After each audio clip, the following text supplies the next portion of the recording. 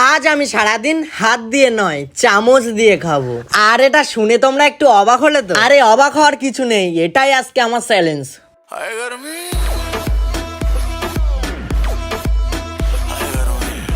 আর সকালে উঠেই হাতে চলে আসলো চা। আর আজকে চা খাওয়ার স্টাইলটা হবে একটু আলাদা রকম। আর আমার মনে হচ্ছিল আমি চা না বাচ্চাদের স্যারালাক্স খাচ্ছি। চা শেষ করতে হাতে চলে আসলো একটা আমার ডিম। আরে আমার ডিম না, মুরগির ডিম। তো তাড়াতাড়ি করে আমি ডিমটা খেয়ে নিলাম, কারণ এখনো তো সকালে খাওয়ার বাকি আছে। তো 9টা-10টা বাজতেই আমি সকালের খাবার খেতে বেরিয়ে পড়েছি। আর আকাশে করেছিল প্রচুর মেঘ, তাই আমি বেশি দেরি না করে তাড়াতাড়ি করে চলে আসলাম। আর আমি এই দোকান থেকে নিয়ে নিলাম একটা কেক, আর এটা আনবক্সিং করে খাওয়া শুরু করে দিলাম। আর কেকটা খাওয়া হয়ে গেলে এই পাখির বাচ্চাটার সাথে একটু খেলা করছিলাম। আর দুপুর হতেই পেয়ে যায় খিদে, তাই আমি আর আমার দোস্ত চলে আসি এই পরোটার দোকানে। এটা কিন্তু আমার অস্ত্র। আর আমার শুরু হয়ে গেল কুম্ফু স্টাইলে খাওয়া। আর খাওয়া হয়ে গেলে আমি নিয়ে নিই এখান থেকে 2টো রসগোল্লা। সেই স্বাদ। খুব গরম লাগছিল, তাই একটা স্প্রাইট নিয়ে নিলাম। আর এটা অর্ধেকের বেশি বাইরে পড়ছিল। আর স্প্রাইটটা খেয়ে সবশেষে নিয়ে নিই একটা টক দই, কারণ এই গরমে টক দই খাওয়া খুবই ভালো। আর এই টক দইটা খেয়ে আমার দুপুরের খাবার কমপ্লিট করি। আর সন্ধ্যা হতেই আমার শুরু হয় চা দিয়ে। আর লোক সমাজে আমার একটু লজ্জা লাগছিল। আর 2-4টে ফুচকা সাটিয়ে নিয়ে নিলাম একটা ম্যাঙ্গো লস্যি। আর এটা খেতে দারুণ ছিল। এবার নিয়ে নিলাম একটা কেক। আর কেকের তো কোনো তুলনাই হয় না। আর শরীরটা ঠান্ডা করার জন্য একটা